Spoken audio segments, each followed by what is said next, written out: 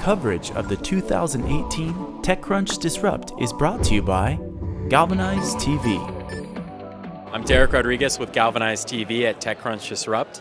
Anton, you are our 100th and final interview. We're excited to hear about your startup, which is Humaniq. Could you please tell us more? Thank you very much. It's a pleasure being here. So what Humaniq is a financial platform where we provide all possible financial services for people without the proper identification in emerging markets. As estimated by the World Bank, there are more than 2 billion adults that don't have access to the banking system due to many problems, identification or lack of it. It's just one of it. So what we do is that we are providing them an opportunity to get paid and pay. And then how we do that? Well, we do that by creating digital identities using biometric piece. And then we also apply the blockchain piece just to tokenize assets, because 95% of the transactions happen in cash in the countries where we operate. So there's a lack of liquidity, which we solve by digitizing assets. But the most important piece of this aspect is just literally providing access to online jobs, online education, and obviously marketplaces. So that's where people locally, on a local level, state level, global level, they can actually exchange or sell, buy, and then you name it. So products, services, goods, everything that, everything pretty much they can. So ultimately, combining all of that together, there's a simple problem. People can't get paid in the country where they are without the proper identification. We try to solve it. That's what we do. And at Galvanize, creating jobs and access to education is very important to us. What are some success stories that you could share?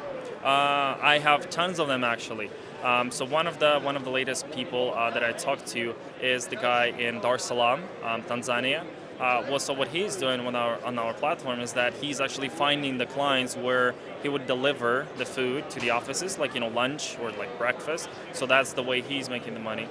There's also a very, very interesting, I would say, a syndicate of women in Ghana, and then they do like handmade bracelets, the jewelry. So we were one of their first clients. There are literally like thousands of success stories, I would call, because there's so many different things that people do, on their freelance platform, from building things, so building services, again, delivering stuff. People are even, there's a service, and what they do, they stand in the lineups for the people, right? So you'd pay, and then the person will stay in the lineup for you. So there are crazy ideas like that, and then they will work. Sure. So what our task here is just to provide all important functionality for those guys, and that's just literally making sure there's no scam, there's no fraud, and then people are being able, to get paid and pay. And then lastly, just literally the size of the ecosystem, because the more people there in the area, well, obviously the higher the density is of the number of the people and the number of startups there, well, the richer the ecosystem is. So for us, it's just flourishing, enlarging it on both sides. Yeah. And what are the next big steps that the world should be aware of? So we are right now in 21 African countries. So we're only African-based, I would say, platform. For us, the next milestones would be, first of all, expanding to 20 more countries. That's where we've done the legal due deal. So that's Latin America and then South Asia Pacific.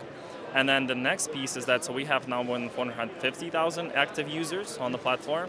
The next milestone is 1 million active users. Yeah. Now, it's always very hard making public statements. All right, so when would you achieve 1 million active users, right? But then looking at month-to-month growth rates, so that's something that we plan to do in the next 6 months, as well as expanding with 20 more countries. So those are the very critical milestones that we try to achieve. Congratulations. And lastly, do you have any advice for entrepreneurs? Here's a funny thing. So just recently, a couple of days ago, I read about the Tony Robinson.